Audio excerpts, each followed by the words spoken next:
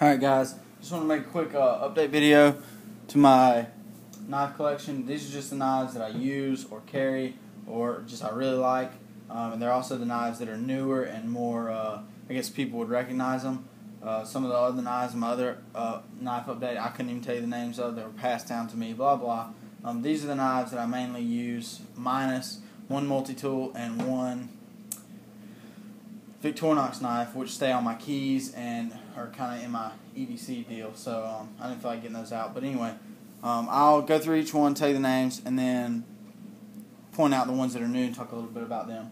So this is a Byrd Meadowlark 2 in FRN, Ka-Bar Dozier in tan, obviously, Spyderco Tenacious, Spyderco Delica 4, Byrd Meadowlark 2 in G10. This is, both are paramilitary 2s. This is a Zero Tolerance 0561. This is a Buck Light. I think it's a model 560 or 561, something like that. Ontario Rat 1, Byrd Caracara 2, Buck Vantage, Cold Steel AK 47, Cold Steel Recon 1, Spyderco Citadel, this is the 83mm version. And this is the Boker Automate Kalashnikov 74. Okay, so let me push some of these out of the way. Get these guys out of the way, and these out of the way, and this out of the way. Okay, this one's not new. This was in my EDC video. I carry this when I'm in the field at work, but recently it broke. The backspacer that holds the spring mechanism that makes the backlock work failed. So now I can do this with the knife. One of the new knives is just a replacement. I decided to get the G10, so I had the metal backspacer. I like this knife. It's a considerable amount heavier than this one, I mean, it's not really a big deal, but I'm thinking about taking this metal backspacer and putting it in here, or either taking this metal backspacer and trying to make a metal one to put in here. So, I don't know, we'll see how that goes. If I end up making one, I'll certainly make an update to that, because that would be pretty cool. But, anyway, these are great knives, great EDC size knives.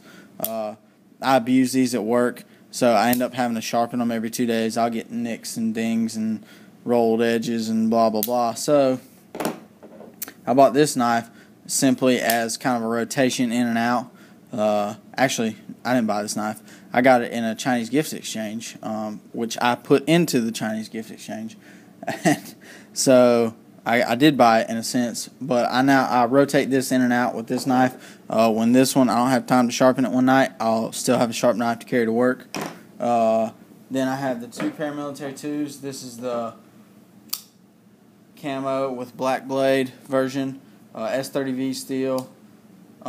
These paramilitary 2s are really great knives, if I could do that. Can't really do it left-handed really well. I carry actually mostly this one on a daily basis if I'm in the office or something. I can't really see taking this knife and digging it into concrete and doing the things that I do with these knives in the field. So, I mean, I don't care what kind of super steel you have, it's not going to hold up against concrete. So, I carry this to work, you know, open boxes, open cardboard, you know, cut anything normal, anything plastic, whatever. I do that. I prefer to carry this one in dress pants, or, you know, you pull this out, it looks a little bit less tactical, I guess you could say, than this one. And I don't necessarily carry it for the steel either. This is a Sprint Run S35VN. And to be honest with you, I have carried both of them in and out a lot. And to me, I can't tell a difference in the steel. You know, both of them still have their factory edge.